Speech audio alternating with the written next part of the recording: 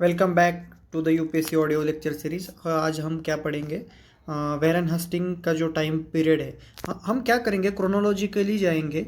जो भी governor general हुए हैं, वाइसरॉय हुए हैं इंडिया के, उसके टाइम में क्या क्या हुआ है।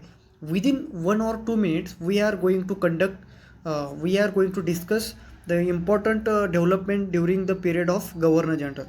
So without wasting a single moment, we will be a very point specific, and we are starting the prelims discussion so that we have to mug up the facts. So do not miss with this.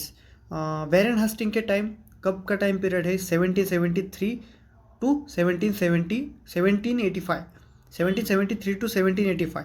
Regulating act of 1773 इसके time period में आया था। पिट्स India Act 1784, ये भी उन्हीं के time period पे आया था। एक्ट ऑफ 1781, जो कि इसमें क्या हुआ था कि गवर्नर जनरल काउंसिल थी और सुप्रीम कोर्ट था, उसके बीच में clear division of power was there in this act, in which act 1781 का जो एक्ट है। पिट्स इंडिया एक्ट है वो 1784 में आया है, ये भी वेरन हेस्टिंग के टाइम में ही आया था। The first Maratha war was happened in 1775 to 82, 1775 to 1782।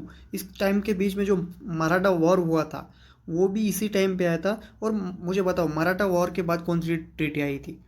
वो थी ट्रीटी ऑफ सालबाई। उसके बाद सेकंड मैसूर वॉर है, वो भी वेरन हेस्टिंग के टाइम पे आया था।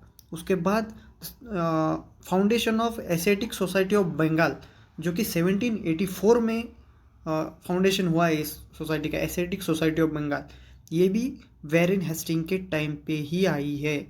सो do not miss this point. Regulating Act 1773, Act of 1781, Pitt's India Act 1784, Rohilla war हुआ है 1774 में।